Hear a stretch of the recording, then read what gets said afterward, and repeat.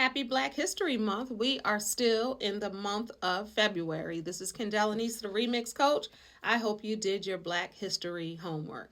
All right, so we got to start talking about folks that are not just the four, as I talked about it in the first video. Rosa Parks, Martin Luther King, Frederick Douglass. We got to talk about some more people. And I'm not sure if you know who I am going to spotlight right here.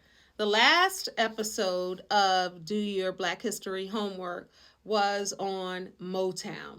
And of course, this lady, this legend, is one of the faces and the voices of the Motown sound. She was a part of a three-girl group. Let's see if you know.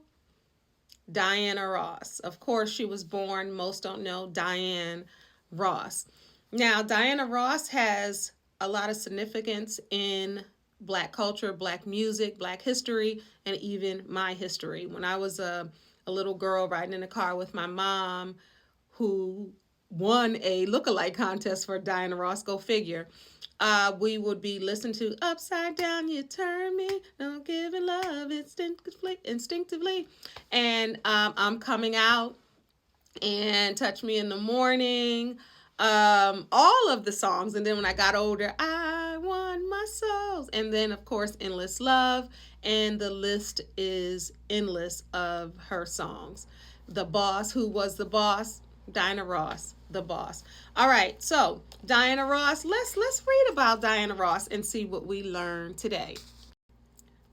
Diana Ross was born March 26, 1944.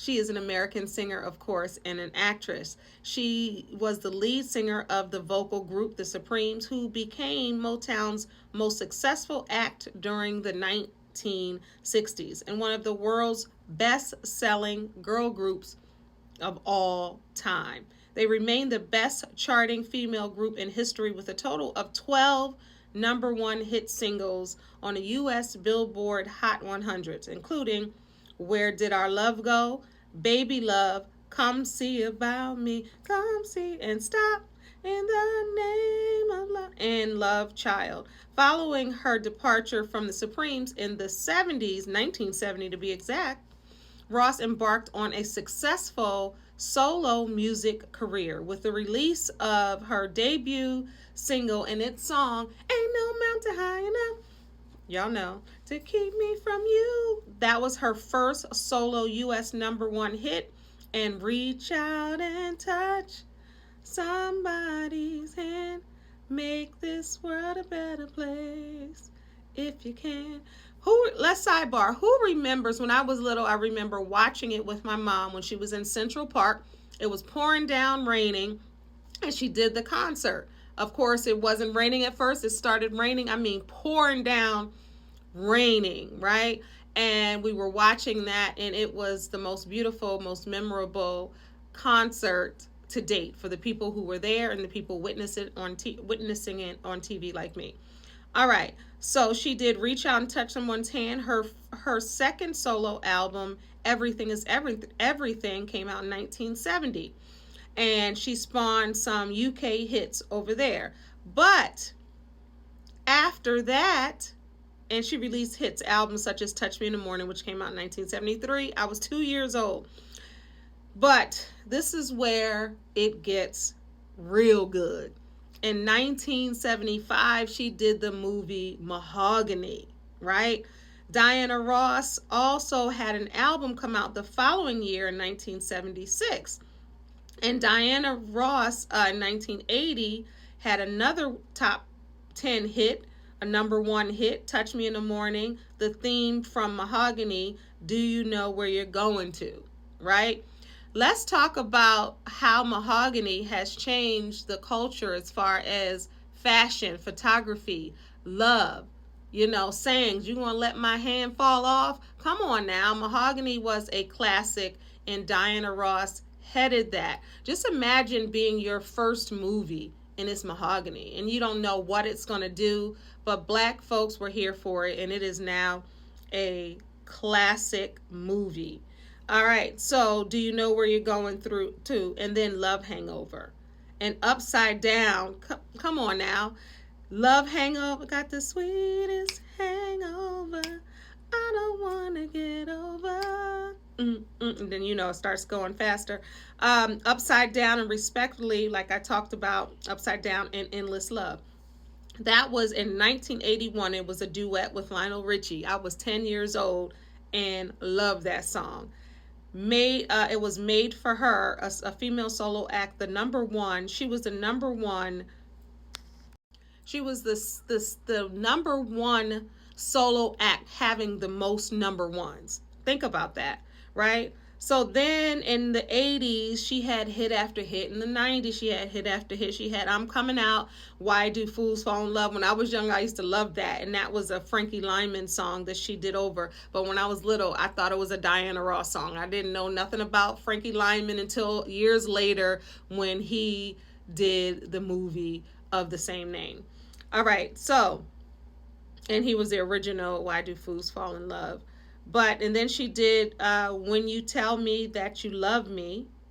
And Ross also achieved mainstream success and recognition as an actress. Her first role was the Academy Award winning, and I said it was Mahogany, but that was the second one, Billie Holiday's portrayal of Lady Sings the Blues. That was the first movie she did in 1972. I Was One, becoming the first African American actress to receive an Academy Award nomination for her debut film performance. She also recorded the soundtrack.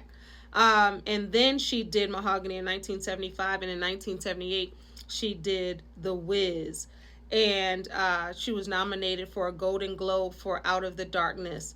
And then in 1999, she did Double Platinum, which my kids love, and we've seen that a million times. That was the movie she did with Brandy. I just want to circle back quickly to Out of the Darkness, the movie that Diana Ross did in 1994. She played a woman who had schizophrenia. She tore that role up.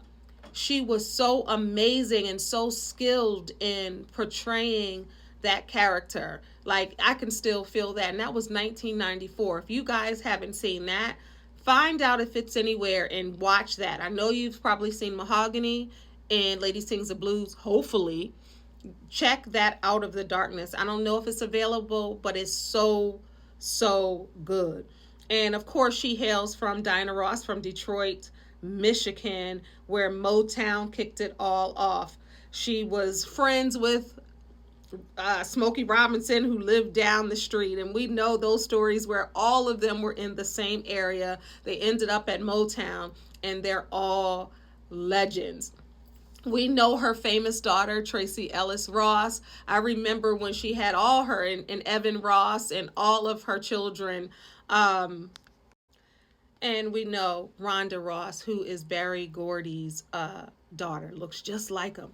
But Diana Ross is still a queen, and we saw her with Queen Bee, Beyonce, and that is one of Beyonce's idols. As you can see this, I'm looking at this picture. Remember when Beyonce did Dreamgirls and she had the picture of her like this, just like that, right?